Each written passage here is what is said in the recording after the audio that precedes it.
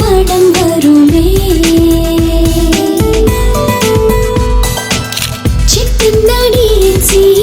எப்போதும் துணை வருமே. டிஎன்சி சிட்ஸ், நம்பிக்கையே எங்கள் பாரம்பரியம். அன்பார்ந்த மக்களுக்கு வணக்கம். நான் உங்கள் கார்த்திக் பிள்ளை and welcome to the KTV. சென்னையில் இருக்கக்கூடிய மண்ணடி காளிகாம்பாள் கோயிலுடைய அர்ச்சகரான கார்த்திக் முனுசாமி அவர்கள் மீது போடப்பட்ட வழக்கிற்காக நேற்று சென்னை உயர்நீதிமன்றத்தில் தமிழ்ச்செல்வி ஜே அவர்கள் பெஞ்சில் ஜாமீன் கொடுக்கப்பட்டிருக்கிறது. மக்களே, இந்த வழக்கு எந்த அளவுக்கு திரிக்கப்பட்டு எந்த அளவுக்கு ப்ரீ பிளான்டாக குக்டப்பாக பண்ணப்பட்டு இந்த வழக்கு போடப்பட்டிருக்கிறது அப்படிங்கிறத நம்ம 2 வீடியோ போட்டிருக்கோம். மக்களே, வீடியோ பார்க்காதவர்கள் டிஸ்கிரிப்ஷன் கொடுக்க நீங்கள் பார்க்கலாம். இது அந்த எஃப்ஐஆரில் போடப்பட்ட அந்த அபர்மெண்ட் சொல்லக்கூடிய கம்ப்ளைண்ட் அபர்மெண்ட்ஸை படித்து பார்த்தாலே தெரியும். இந்தந்த செக்ஷன்ஸ் தான் மேலோட் ஆகணும் அப்படிங்கிறதுக்காக பிளான் பண்ணி போடப்பட்ட வழக்காக நமக்கு இது அப்பட்டமாக தெரியும். இந்த வழக்கை தொடர்ந்து விசாரித்து பார்க்கும்போது பல உண்மைகள் நமக்கு கிடைத்தது. அந்த உண்மைகள் நம்ம வெளியிட்டிருக்கோம். மக்களே, இப்போ இந்த வழக்கில் ஒரு பெண் நீதிபதியோடைய பெஞ்சில் இந்த ஒரு ஃபஸ்ட் ஹியரிங்லேயே இந்த அளவுக்கு ஒரு ஜாமீன் கிடைத்திருப்பது அப்படிங்கிறது அந்த வழக்குடைய உண்மைத்தன்மையை நீதிபதி எந்த அளவுக்கு புரிஞ்சிருக்காரு, எந்த அளவுக்கு போலீஸ் இதை புரிஞ்சுக்கிட்டாங்க அப்படிங்கிறது விளக்கமாக சொல்லுதுன்னு சொல்லலாம். மக்களே, என்ன நடந்துச்சு நேற்று கோர்ட்டில் அப்படிங்கிறது விவரமாக பார்க்கலாம் இந்த பதிவில்.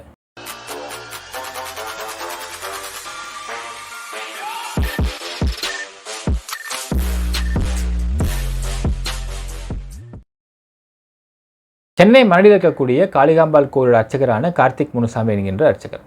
ஸோ இவர் மீது ஒரு பெண் கம்ப்ளைண்ட் கொடுக்குறாங்க. அந்த பெண் சொல்லக்கூடிய விஷயம்னால் அவங்க மீடியாவில் வேலை பார்க்கக்கூடிய நபர் அப்படின்னும், அவங்க விஜயாவை வேலை பார்க்குறாங்க சேனல்ஸ் அப்படின்னும், அவர்களை காளிகாம்பாள் கோயிலுக்கு போன சமயத்தில் அவங்கள கூட்டத்தில் அதாவது க்யூவில் நிற்கிற சமயத்தில் க்யூவில் நீங்கள் நிற்க வேண்டாம், நீங்கள்லாம் ஸ்பெஷல் விஐபி, நேராக நீங்கள் சாமிக்கிட்டே போயிருங்கன்னு சொல்லிட்டு கூப்பிட்டு போயிட்டாங்க அப்படின்னும், பக்கத்துலேயே அந்த கர்ப்பகிரகத்தை பக்கத்துலேயே நிப்பாட்டி சாமிக்கு அர்ச்சனைலாம் பண்ணிவிட்டு எல்லாத்தையும் பிரசாதெலாம் கொடுத்தாங்க அப்படின்னும், அதுக்கப்புறம் இவங்கெல்லாம் ஒரு அர்ச்சகர் மட்டும், அதாவது கார்த்திக் முனுசாமி அர்ச்சகர் நல்லா பேச ஆரம்பிச்சிட்டாரு அப்படின்னும், பேச ஆரம்பித்து ஃபோன் நம்பர்லாம் கேட்டு வாங்கிட்டார் அப்படின்னும், அதற்கு பிறகு ஒரு நாள் நைட்டு பூஜைக்கெலாம் கூப்பிட்டாரு அப்படின்னு, நைட்டு பூஜைக்கு இந்த அம்மா போய் மெய்மறந்து உட்காந்து பார்த்துருந்தாங்க அப்படின்னும், சரி ஓகே ரைட்டு லேட் ஆகி போச்சு நானே உங்களை ட்ராப் பண்ணுறேன்னு கூப்பிட்டு போய் ட்ராப் பண்ணதாகவும், அதில் பென்ஸ்காரை கூப்பிட்டு ட்ராப் பண்ணதாகவும், ட்ராப் பண்ணிவிட்டு வீட்டுக்கெலாம் நான் வர விடமாட்டலாம் கேட்டது, வீட்டுக்கு வாங்கன்னு சொல்லி அவங்க வீட்டுக்கு இன்னும் கொடுமை பாருங்கள், வீட்டுக்கு நான் வரேன் அப்படின்னு வீட்டுக்கு நீங்கள் வாங்கன்னு சொல்லி அந்த அம்மா வீட்டுக்கு என்ன கூட மாட்டிங்களா இல்லை அப்படின்னு சொல்லிட்டு இவர் கேட்டாரான் கார்த்திக் முனுசாமி. சொல்லிட்டு அவரே உள்ளே வந்துட்டாரான் திபுன்னு. இப்போ வீடை யார் திறந்தது, யார் சாவி வச்சுருந்தா, எப்படி திறந்தாங்க, இவ்வளோ கேள்வி இருக்குது நமக்கு. அப்படிலாம் போட்டுருச்சு மக்களே கவர்மெண்ட்ஸில். ஸோ அப்படியே உள்ளே வந்துட்டாருன்னும், அப்புறம் நான் பிரசாதம் எடுத்து வந்திருக்கேன் உங்களுக்கு ஒரு தீர்த்தம்னு சொல்லிட்டு ஒரு வாட்டர் பாட்டிலை கொடுத்தாங்களாம். அந்த வாட்டர் பாட்டில் அம்மா கப்புன்னு அடிச்சிட்டாங்களாம். அது கப்புன்னு அடித்தோடனே அந்த அம்மாவுக்கு மயக்கம் அரை மயக்கத்தில் இருந்தாங்களாம். அப்போ இவர் ரேப் பண்ணிட்டாராம். அந்த ரேப் பண்ணதுக்கு பிறகு பார்த்தீங்கன்னா தொடர்ந்து இவங்க ஏஞ்சி பார்த்தா தான் ரேப் பண்ணப்பட்டிருக்கோன்னு தெரிஞ்சிச்சான். தெரிஞ்ச உடனே அந்த அம்மா உடனே ஃபோன் போட்டு கத்துனாங்களாம். அப்பயும் பார்த்துங்க 100க்கு ஃபோன் பண்ணல, போலீஸ்க்கு ஃபோன் பண்ணல, எதுவுமே பண்ணல, ஃபோன் இவருக்கு போட்டு கத்திருக்காங்களாம். உடனே வீட்டுக்கு வந்துட்டாராம். அசந்த நேரமாக பார்த்து தாலி கட்டி விட்டாராம். தாலி கட்டி இந்த அம்மா பார்த்தோன்னே இது காளிகாம்பாள் கோயில் தாலின்னு சொன்னோடனே அந்த அம்மா மெய் மறந்து அந்த தாலி வணக்கம் வச்சு கும்பிட்டாங்களாம். கும்பிட்டதுக்கப்புறம் மேரேஜ் பண்ணி ஒழுங்காக வாழ்ந்துட்டு இருந்தாங்களாம். இதற்கு பிறகு இது நடந்த 2021 2023 அவங்களுக்கு அபார்ஷன் நடக்கிற மாதிரி ஆகிப்போச்சான். கருத்தரிச்சிட்டாங்களாம்.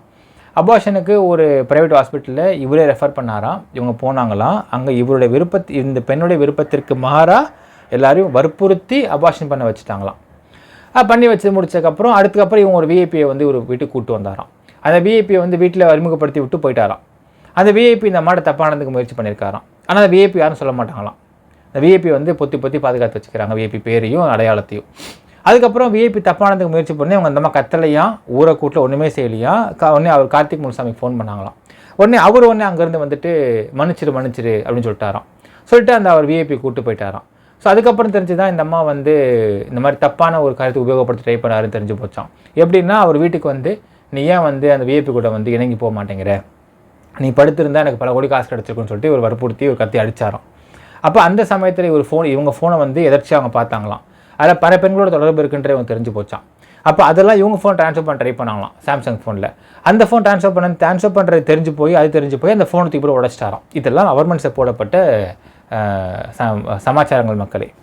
இப்படிலாம் ஒரு அவர்மெண்ட்ஸ் எழுதி கொண்டு போய் எஃப்ஐஆர் போடுறாங்க. எஃப்ஐஆர் போட்டு அதை வந்து கண்டென்ட்டில் வந்து கம்ப்ளைண்ட் தராங்க. நார்த் எல்லண்டோக்கு அந்த கம்ப்ளைண்ட் போகுது. அங்கேருந்து ஃபார்வர்ட் பண்ணுறாங்க விருகம்பாக்கம் போலீஸ் ஸ்டேஷனில். விருகம்பாக்கம் ஆளுமனில் அதை பார்த்துட்டு என்ன நினச்சிப்பாங்க நமக்கே தெரியும். என்னம்மா அதுவும் கேட்டிருப்பாங்க, கம்ப்ளைண்ட் மேடம் எங்கேருந்து வருது, நார்த் எல்லண்டோன்னு வருது, இப்போலாம் ஒன்று பண்ணிட்டாங்க, ஆமாம் மேடம் அப்படின்னு சொல்லியிருந்திருப்பாங்க. உடனே அவங்க சரி ஓகே மேலிடத்துலேருந்து வருது, இந்த பக்கம் பார்த்தீங்கன்னா பயங்கர ப்ரெஷர் வேறு, என்ன பண்ணுறது எஃப்ஐஆர் போட்டிருப்பாங்க. எஃப்ஐஆர் போட்டு it happen on 8th May north எல்லண்டோக்கு போனது. 10th May எஃப்ஐஆர் பதிவு பண்ணுறாங்க. 12th May கார்த்திக் முனுசாமி விசாரிக்கிறாங்க. ஸோ நமக்கு தெரியும் சம்மன் கொடுத்து விசாரிச்சிருப்பாங்க. விசாரிக்கும் பொழுது கதை வேறு விதமாக கிடைத்திருக்கும். கிடைத்த உடனே விசாரித்து அமுச்சு விட்டாங்க அந்த கார்த்திக் முனுசாமி அவர்களை. இப்படி நடந்து முடியுது மக்களே. இது இன்னொரு குடும்பம் பார்த்திங்கன்னா, இதில் வந்து கார்த்திக் முனுசாமிக்கு ஆல்ரெடி திருமணமானவர், அவருடைய மனைவியெல்லாம் அவனை ஃபோன் போட்டு மிரட்டுறாங்களாம். என் புருஷன் அப்படி தான் பண்ணுவார், நீ வாயை மூட்டுரு அப்படின்னு மிரட்டுறாங்களாம். இது எந்த வீட்டில் நடக்கும்னு தெரில. சரி ஓகே மக்கள், நம்ம நம்பி தான் ஆகணும் இதெல்லாம். ஏன்னா தான் மீடியா வந்து பேசிட்டாங்க இல்லைங்களா, நம்பி தான் ஆகணும். எல்லா மீடியாக்களும் ஊசு பசங்க நம்பிடுவாங்க, இவங்க நினச்சிக்கிறாங்க அவங்களாம். சரி ஓகே மக்களே. என்ன குடும்பம் பார்த்திங்கன்னா, இவங்க சின்ன வயசுலேயே அப்பா அம்மா இறந்துட்டாங்கன்னு மென்ஷன் பண்ணுறாங்க இந்த எஃப்ஐஆர் அவர்மெண்ட்ஸில். சரி நம்புவோம். சின்ன வயசுலேயே அப்பா அம்மா இறந்த ஒரு பெண்ணை யாரோ ஒரு கார்டியன் தான் வளர்த்துருக்கிறாரு, நம்புவோம். வளர்த்த கார்டியனு இந்த பெண்ணை இன்ஜினியரிங் வரைக்கும் படிக்க வச்சுருக்காரு. ஒரு இன்ஜினியரிங் படிக்கிறதுக்கு குறைந்தபட்சம் ஒரு நார்மலாக செல்ஃப் ஃபினான்ஸ் காலேஜில் போய்ட்டு நீங்கள் கவுன்சிலிங்கில் பேசியிருந்தால் கூட you have to spend around 5 to 6 lakh rupees for 4 years குறைந்தபட்சம். நான் ரொம்ப நார்மலாக சொல்கிறேன். Sometime it least 8 lakh rupees 10 lakh rupees போகும். சார் நீங்கள் கோயம்புத்தூர் நம்ம படிச்சிருக்காங்கன்னு சொல்கிறா வச்சுக்கலாமே மக்களே. கோயம்புத்தூரில் படிச்சிருந்தா கூட குறைந்தபட்சம் 6-8 லட்ச ரூபாய் செலவு பண்ணிருக்கணும். ஒரு கார்டியனாக இருக்கக்கூடிய நபர் இந்த பெண்ணிற்கு 8 lakh செலவு பண்ணி இன்ஜினியரிங் படிக்க வச்சுருக்கார், நம்புவோம். இந்த பெண்ணுக்கு கூட பிறந்த ஒரு தம்பி இருக்கார், நமக்கு விசாரணைக்கு தெரிய வருது. அந்த பையன் பேர் அஜித்துன்னு கேள்விப்படுறோம். சரி, அதை வெளியே நம்ம சொல்லவே இல்லை. சரி, இவ்வளோ பெரிய வாழ்க்கையை இழந்து நிற்கிறாங்கன்றதையும் நம்ம நம்பலாமே. தாலி கட்டிட்டாரு. இன்னொரு குடும்பம் வேறு பார்த்தீங்கன்னா, இவர் வந்து திருமணமானவர் எனக்கு அப்போ தெரியாத ஆரம்பத்தில், போக போக தான் நான் வந்து டிவோர்ஸ் அப்ளை பண்ணிட்டேன்னு சொன்னார், நான் நம்பினேன் அப்படின்னு இந்த அம்மா சொல்லுது. சரி மக்கள், எல்லாமே நம்ம அப்புறம் தெரியுது, இந்த பொண்ணு மகன் நம்புவோமே. நீ இந்த பெண் ரேப் பண்ணப்பட்டு விட்டால் கார்த்திக் முனுசாமியால், சரி நம்புவோமே. தாலி கட்டாங்க அந்த பொண்ணுக்கு, நம்புவோமே. தாலி கட்டப்போ என்ன பண்ணும் ஒரு பொண்ணு, யாருக்கு ஃபஸ்ட்டு கால் பண்ணணும், கார்டியனுக்கு கால் பண்ணும். கார்டியனுக்கு கால் பண்ணி இந்த மாதிரி நீங்கள் இதை வளர்த்தீங்க, அப்பா அம்மா இல்லாத பொண்ணு நான், ஒரு தடவை நான் வளர்த்து இந்த என்னை வந்து படிக்க வச்சுருக்கிறீங்க, நான் சென்னைக்கு வந்திருக்கிறேன், சென்னைக்கு வந்து நான் வந்து இப்போ சினிமாக்கும் வந்து இதுக்கு ட்ரை பண்ணிட்டுருக்கிறேன், என்ன ஒரு திருமணம் பண்ணியிருக்காரு, இவர் தான் மாப்பிள்ளன்றது அறிமுகப்படுத்துவாங்களா மாட்டாங்களா மக்களே? இதெல்லாம் நம்ம கேட்டால் நமக்கு பதில் கிடையாது, பதில் கொடுக்கவும் மாட்டாங்க. நான் ஏன் உங்களுக்கு தரணும் பதில் அப்படிங்கிற பதில் வருது. ஸோ இதெல்லாம் வந்து ஒரு முக்கியமான சந்தேகங்கள். இவ்வளோ பிரச்சனை நடந்துச்சு.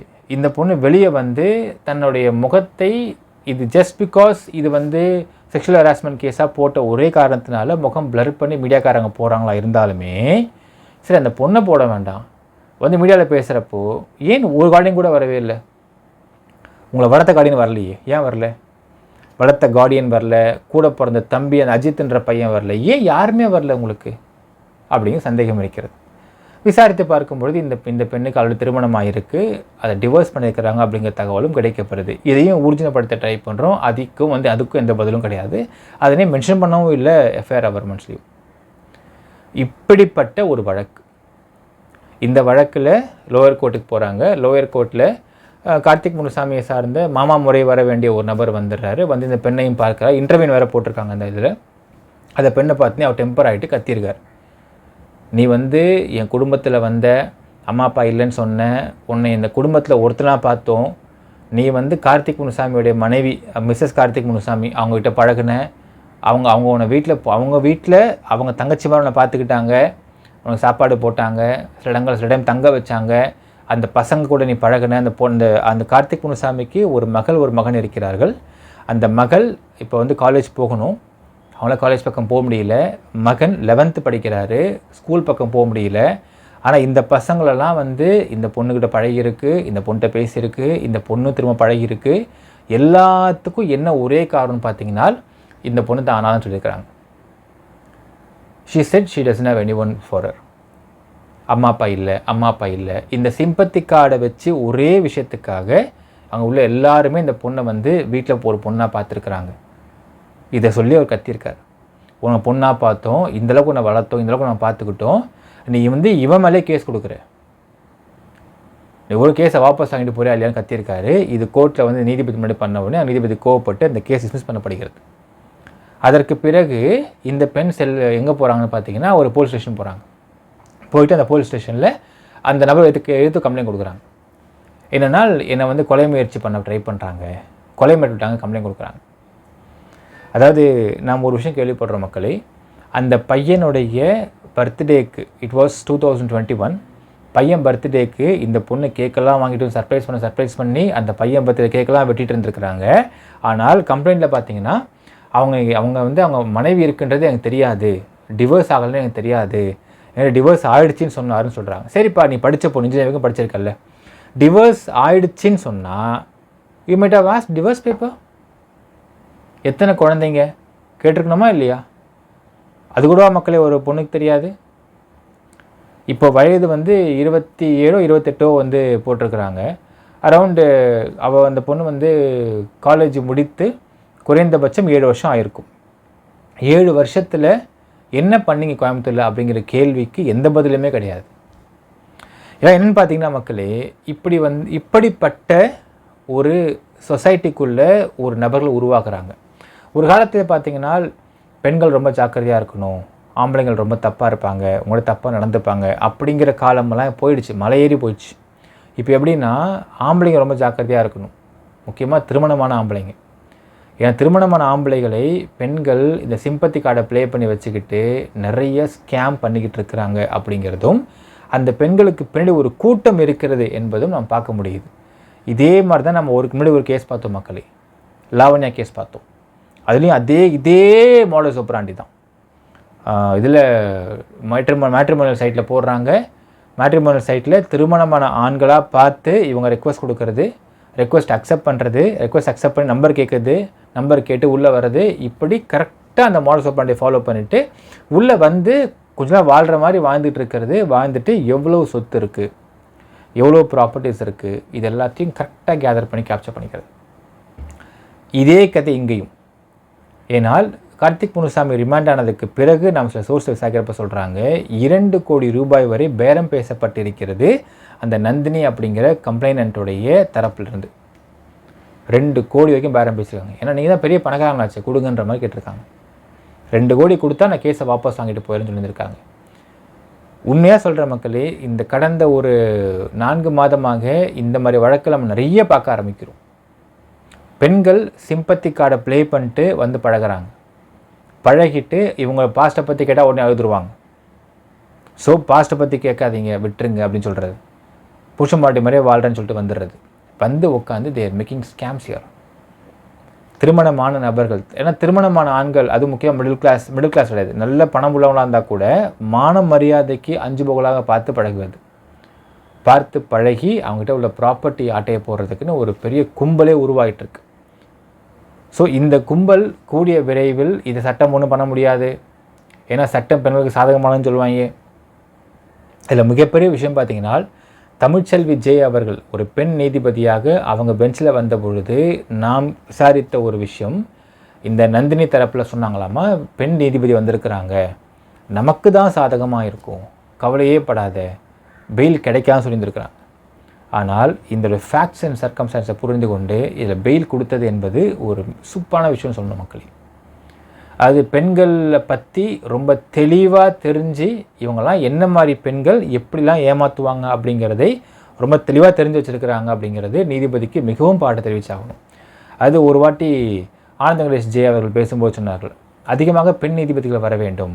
அவர் சொன்னார், எனக்கு தெரிஞ்சு வந்து இங்கே காஞ்சிபுரம் பக்கத்துலேயோ ஏதோ இந்த பக்கம் வந்தவாசி பக்கத்துலையோ தான் ஒரு மேஜிஸ்ட்ரேட் கோர்ட்டில் வந்து 70% பெண் மேஜிஸ்ட்ரேட்ஸ் இருக்கிறாங்க, மற்றபடி ஹைகோர்ட்டில் வந்து லேடி ஜட்ஜஸ் வர ரொம்ப கம்மியாக இருக்குதுன்னு ஒரு வருத்தப்பட்டிருந்தார்.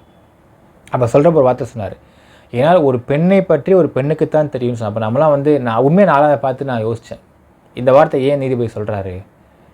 ஏன்னால் ஒரு பெண்ணை பற்றி பெண்ணுக்கு தான் தெரியும் அப்படிங்கிறதுல நம்ம என்ன நினைப்போம், அவள் பொண்ணு பரிதாபப்படுறா, ஒரு பொண்ணு பாவப்பட்டு ஒரு கம்ப்ளைண்ட் கொடுக்குறான்னா அவள் பாவப்பட்ட பெண்ணுன்னு பரிதாபப்பட்டுருவோம் நம்ம அந்த ஆங்கில யோசிச்சிருப்போம். ஆனால் அந்த ஆனந்தகுரேஷ் ஜி அவர்கள் சொன்ன அர்த்தமே வேறு அப்படிங்கிறது இதில் நம்ம புரிஞ்சிக்க முடியும்.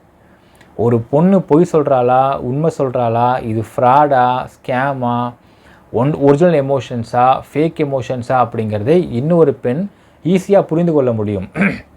அப்படிங்கிற அடிப்படை சொல்லியிருக்காரோ அப்படிங்கிறது இப்போ புரிந்து கொள்ள முடியுது மக்களே. ஆனந்தகுரேஷ் ஜி அவர்கள் இதை மெட்ராஸ் பார் கவுன்சிலில் இதை பற்றி பேசினப்போ உண்மையாகவே நான் அதை பார்த்து வருத்தப்பட்டேன். ஏன் இப்படி சொல்கிறாரு இவர்? ஏன்னா எவ்வளவோ பெண்கள் பொய்யான கேஸ் போடுறாங்க. அந்த பொய் கேஸை ஒரு பெண் நீதிபதி கிட்ட வந்துச்சுன்னா அவங்க என்ன நினைப்பாங்க, ஒரு பொண்ணுன்னு சொல்லி பரிதாபப்பட்டா இல்லை ஆண் பாதிக்கப்படுறாங்களே, ஏன் யோசிக்காமல் பேசிக்க நினச்சேன் நான் ஆக்சுவலாக. பட் அதுக்கு இப்படி அர்த்தம் இருக்கிறது அப்படிங்கிறது இப்போ நான் புரிந்து கொள்ள முடியுது மக்களே. அந்த அடிப்படையில் இந்த மாதிரி ஸ்கேம் பண்ணக்கூடிய பெண்கள் அதிகமாக உலாவிட்டு இருக்கிறாங்க சொசைட்டிக்குள்ளே. So men have to be beware of all this fraudulent people மக்களே. அதாவது திருமணமான ஒரு நபர் கூட சிம்பத்தி கார்டை ப்ளே பண்ணி பழகிறாங்க, சில பெண்கள் பழகிறாங்க, சம்மந்தமே இல்லாமல் பழக வந்திருக்காங்க அப்படின்னால் இந்த இடத்துல அந்த பெண்ணுக்கு பின்னாடி it can be honey trap or இதுக்கு பின்னாடி ஒரு பெரிய கும்பலே இயங்க வாய்ப்பு இருக்கிறது.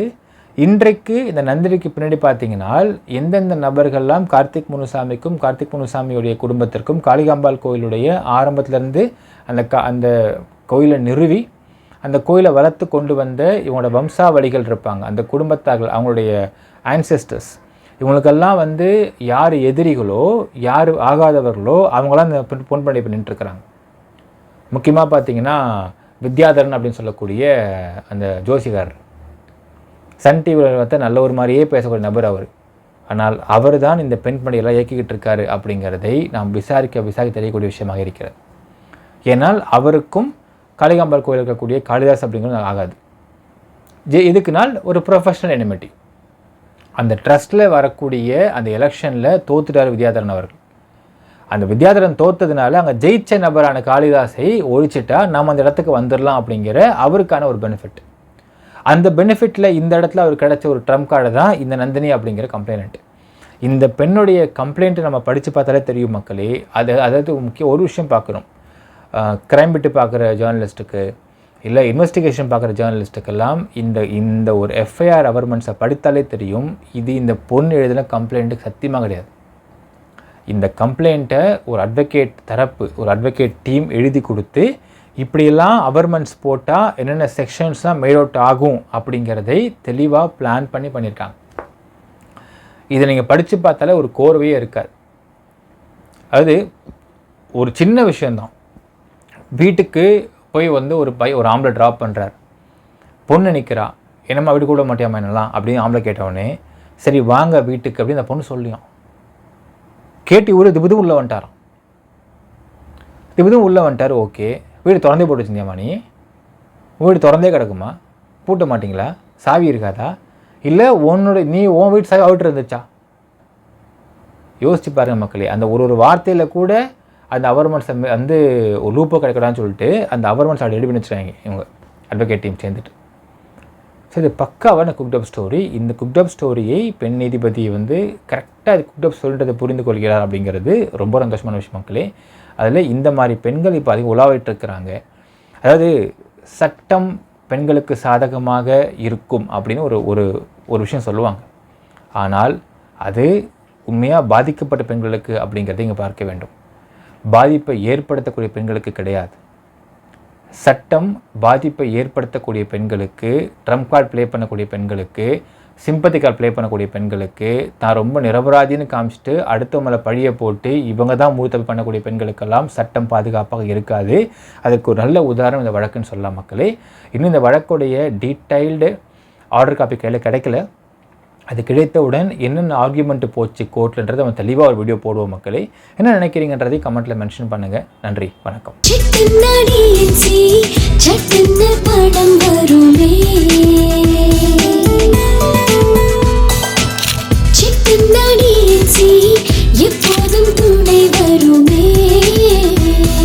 டிஎன்சி சிட்ஸ், நம்பிக்கையே எங்கள் பாரம்பரியம். சிட்டுன்னா டிஎன்சி சட்டுன்னு பணம் வரும்.